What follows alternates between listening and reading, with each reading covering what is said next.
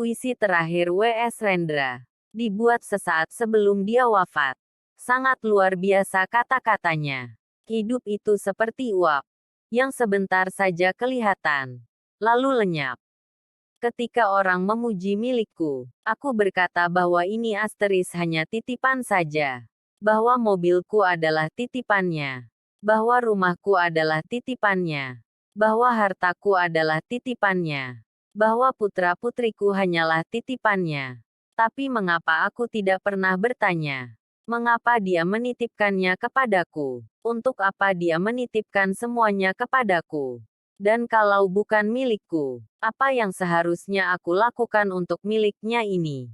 Mengapa hatiku justru terasa berat ketika titipan itu diminta kembali olehnya? Malahan ketika diminta kembali, ku sebut itu musibah, ku sebut itu ujian, ku sebut itu petaka, ku sebut itu apa saja, garis bawah, untuk melukiskan bahwa semua itu adalah derita. Ketika aku berdoa, ku minta titipan yang cocok dengan kebutuhan duniawi. Aku ingin lebih banyak harta. Aku ingin lebih banyak mobil. Aku ingin lebih banyak rumah. Aku ingin lebih banyak popularitas. Dan ku tolak sakit. Ku tolak kemiskinan. Seolah semua derita adalah hukuman bagiku. Seolah keadilan dan kasihnya harus berjalan seperti penyelesaian matematika dan sesuai dengan kehendakku. Aku rajin beribadah, maka selayaknya lah derita itu menjauh dariku. Dan nikmat dunia seharusnya kerap menghampiriku. Betapa curangnya aku. Kuperlakukan dia seolah mitra dagangku. Dan bukan sebagai kekasih. Ku minta dia membalas garis bawah perlakuan baikku garis bawah. Dan menolak keputusannya yang tidak sesuai dengan keinginanku. Padahal setiap hari ku ucapkan, hidup dan matiku hanyalah untukmu. Mulai hari ini, ajari aku agar menjadi pribadi yang selalu bersyukur dalam setiap keadaan. Dan menjadi bijaksana, mau menuruti kehendakmu saja ya Allah. Sebab aku yakin, Engkau akan memberikan anugerah dalam hidupku. Kehendakmu adalah yang terbaik bagiku.